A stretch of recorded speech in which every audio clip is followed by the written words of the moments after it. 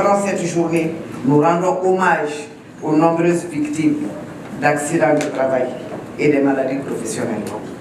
Il s'agit pour nous, qui sommes encore bien importants, de porter ce message dans nos services et nos entreprises. La prévention des risques constitue des opportunités de renforcement des liens de coopération entre l'INPS et ses partenaires, et c'est ce que je disais tout à l'heure.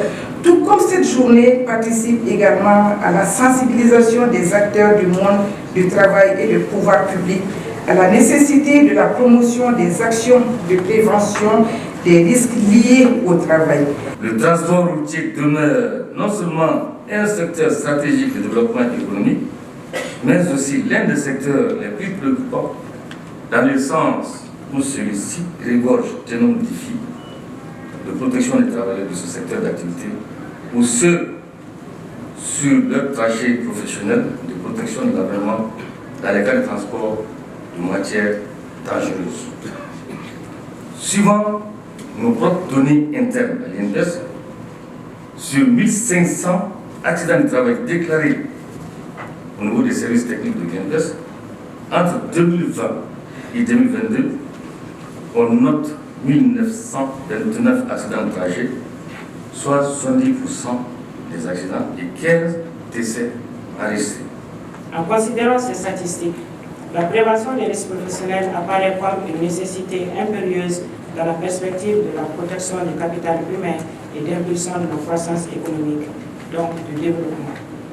Toute chose qui rentre en droite ligne dans l'objectif stratégique du plan de développement social, à savoir promouvoir l'emploi décent et la protection sociale pour tous, particulièrement pour les jeunes et les femmes.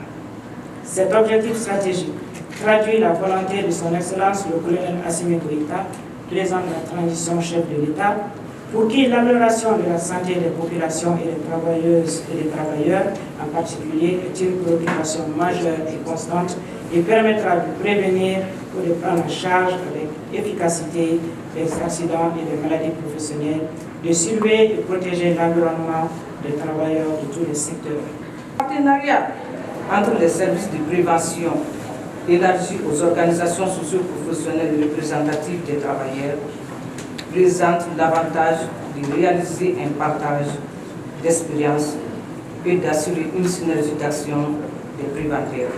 Aujourd'hui, certes, il y a les accidents de trajet, mais ce n'est pas seulement lorsqu'on est motorisé.